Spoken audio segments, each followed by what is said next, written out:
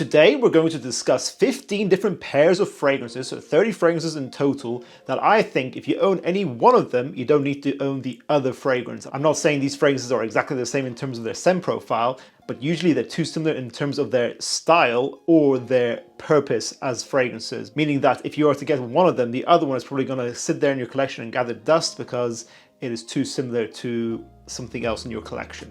In this channel, we're all about getting quality, not quantity in your collection. You don't want to clutter your collection with too many fragrances you don't use. Let's begin.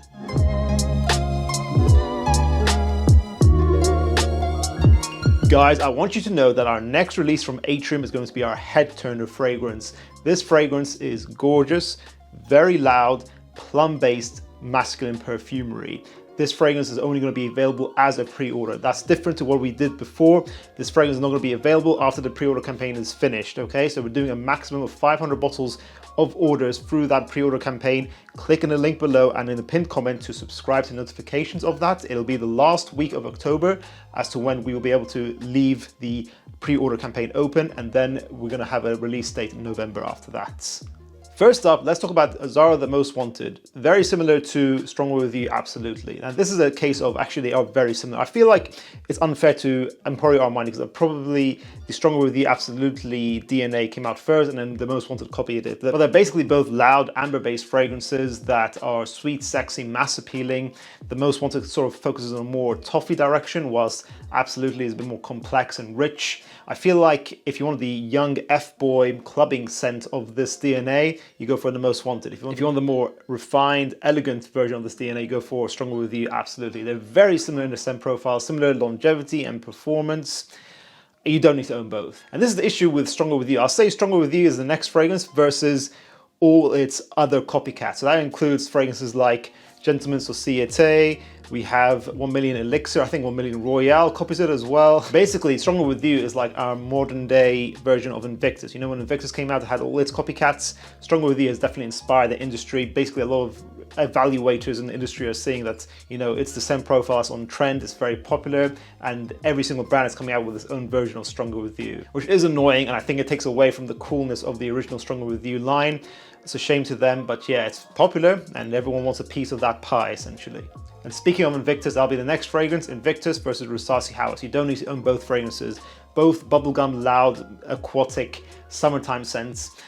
Rasasi Hawas is more strong, more intense, a little bit more Middle Eastern compared to Invictus. I feel like it does the DNA better now at this point in time, although I give props to Invictus being the original. But again, as I said, there's a lot of clones like it now, there's a lot of bubblegum-like DNAs that you don't need to own all of them at the same time now. So I would say if you own one or the other, you don't need to own both. Go for Hawas is my preference. Le Male Elixir, fantastic recent release. Apart from the Mighty Pegasus, not bad at all. I don't think you need to own both of them. Now, I'm not saying they smell similar in their scent profile. They're different. They're definitely significantly different in terms of their scent profile. Pegasus smells more expensive, higher quality, more intense and rich and robust. It's a bit milky, metallic, but the purpose of this pair is that they're both sort of transparent but expansive, vanilla powdery scents. I feel like they achieve a similar thing. They're both head turners in a vanilla powdery way.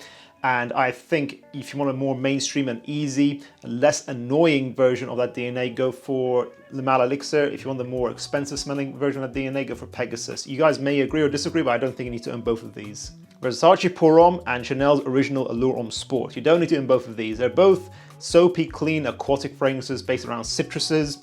They're very fresh and easy to wear, both sporty. Allure Homme Sport goes more creamy and smooth. Versace Pour Homme goes a bit more sharp, musky, and classic. I think they're both great when you compare their prices. I think it's actually probably worth saving up a bit more and go for Allure Homme Sport because I really love that DNA. I love how high quality and smooth it is, as Chanel usually does. But these fragrances actually kind of do feel like they are clones. It's sort of like just a different take on the DNA by two very good perfumers. It's sort of like the equivalent of Prada Luna Rossa Carbon versus Dior Sauvage, which will be our next pair. Again, different take on a very similar DNA. I don't know if Luna Rossa Carbon counts as a clone, it kind of does, but basically Prada, again, saw the success of Sauvage and wanted a piece of that pie. They're both very much loud, shower gel-like fragrances. Luna Rossa Carbon a bit more elegant and reserved, but it's basically a versatile, you know, shower gel scent. Both have a different take. While Sauvage goes a bit more sharp and peppery, a bit more synthetic on the ambroxan, Luna Rossa Carbon goes a bit more smooth, refined, has this unique carbon note I think it had in there, which sort of gives it a cool metallic feel in there, a quite a cool, like earthy feel to it. But both overall very safe. Luna Rosa Carbon, I feel like would give you less compliments, but be easier to wear and be less annoying to the wearer, while Sauvage probably gives you more attention, but it's very popular and it can be screechy to some people. I think they're both equally good. Go for either one of them, they both perform pretty good as well. We just talked about the original Allure Homme Sport, now let's talk about Allure Homme Sport Eau Extreme and the original Jean-Paul Gaultier Le Beau. You can get the Le Parfum, that's fine, but the original Le Beau, I don't think you need to own both of these fragrances because they're both, fairly softly projecting tonka bean based fragrances that are clean, fresh, can wear them most of the year round. Actually, Allure Homme Sport Eau Extreme projects a little bit better. I think it is a superior fragrance, but if you are considering getting both of these, do not do that. Try both of them in store, pick one or the other. I recommend Allure Homme Sport Eau Extreme, but they give a very similar vibe. I think it would be pointless to have both of them. Then there's Allure Homme Sport Cologne. I would say if you have that, you don't need to own Mugler's Cologne come together. They're both very, very fresh, very, very light summertime scents that are based around neroli. If you want, infinite sprays, don't have to worry about how many sprays you go with. These kind of fragrances you might wear to the gym, outside, when you don't want to be annoyed by your fragrance at all because they're super light. You get either one of these. Allure Homme Sport Colognes last a little bit longer, it's a little bit better quality, but you're paying more.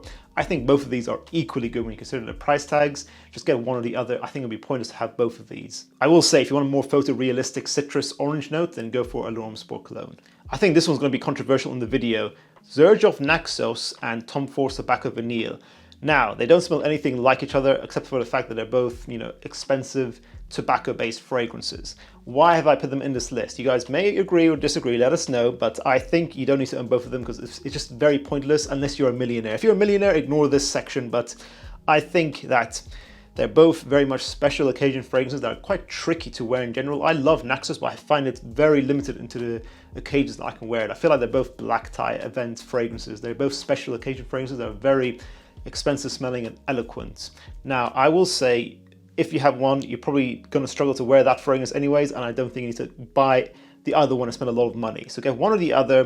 Xerjoff Naxos is a bit more of a balanced gourmand tobacco scent with lavender and honey, whilst Tobacco Vanille goes more heavy into the gourmand section with a powdery chocolate notes, dried fruits, as well as that sweet vanilla, of course. I would choose Naxos between the two, and bear in mind that Al Haramain's Tobacco Edition exists, which is a very, very good clone, an accurate clone of Tobacco Vanille. Creed's Green Irish Tweed, thick green soapy scent for a mature man. And then there's Bond No. 9's Bleecker Street, which I used to own a bottle of. I don't think it's a clone at all. I think it's definitely a different scent, but I feel it was inspired by Green Irish Tweed. It's sort of a more youthful take on it. It does smell expensive, but it smells a bit synthetic and screechy for what it is. It's sort of like a green, sharp scent as well that has a blueberry and caramel notes from what I remember.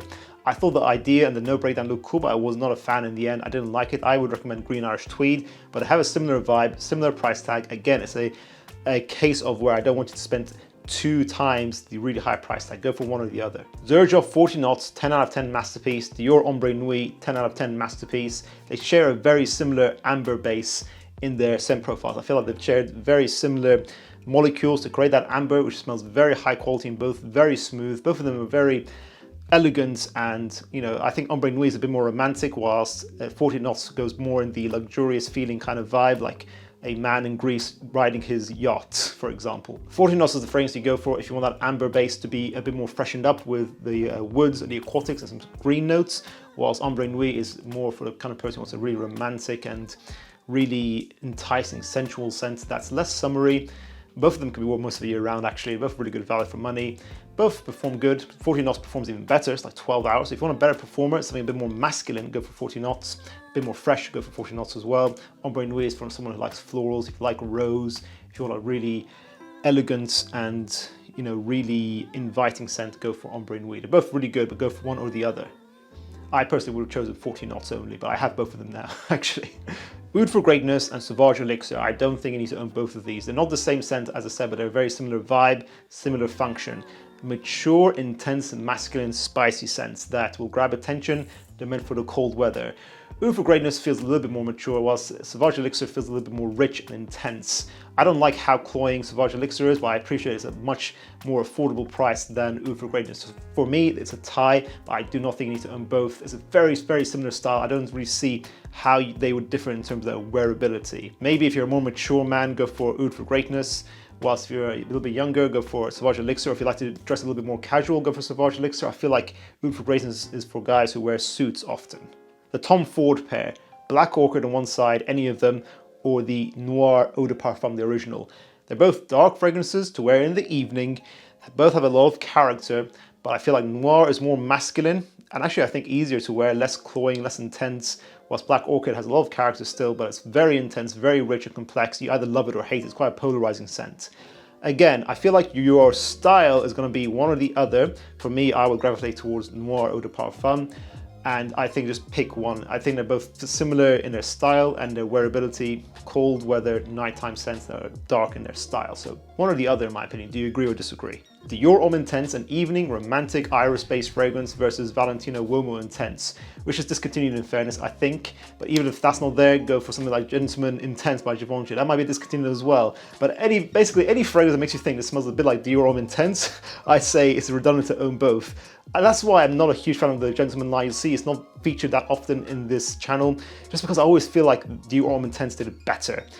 I think that you should just go for one evening iris-based fragrance. There are some variations now, like there's Reserve Privé by Gentleman, there's the Boisé Flanker, which is all cool in that, but I just always feel like it's just inspired and, you know, riding on the shoulders of Dior Homme Intense. If you like that style, if you want a new alternative to Dior Homme Intense, I would say go for CH Men Passion. That's the kind of style in that family that I really liked recently. A really cool evening-based iris fragrance that focuses on a really sexy sandalwood notes. Do you guys agree or disagree? I feel like I'm one of the only few people that really mentions how heavily all these iris evening scents are inspired by Dior Homme Intense. I really don't think you need to own all of these. And finally, the original Viktor and Rolf Spicebomb, which is a designer, mass-appealing, spicy, peppery scent with a sweet vanilla underneath. Fresh, balanced, but at the same time a little bit of sweetness there. And then we have Bvlgari Man In Black, which basically takes that DNA, adds complexity to it, adds maturity to it, with some rum notes as well as leather. I think those are the notes. Adds a bit more maturity, a bit more of an evening-esque feel to it, so it's a bit more of a classy, mature version of Spicebomb. I say if you're a younger guy, go for Spicebomb. If you're more mature, go for Man In Black. I don't think you need to own both. I personally think Man In Black is a better made fragrance, made by the master himself, Alberto Morillas. And that concludes this video, guys. What do you think? Did you find this video useful? Are you annoyed when you have fragrances that are similar to each other and you feel like they're a bit redundant to own? I know I made some controversial choices in these pairings and some of these, so let me know. Do you guys agree or disagree? Leave us your pairings of fragrances that you think are redundant to own, not clones of each other. It's a bit pointless to just give clones of each other, just fragrances that aren't clones but would still be redundant to own both of them. As I said before, make sure you subscribe to notifications for our next release, guys. Thank you for watching. Make sure to check out our previous video on a similar topic like this. I'll see you guys in the next one. Bye.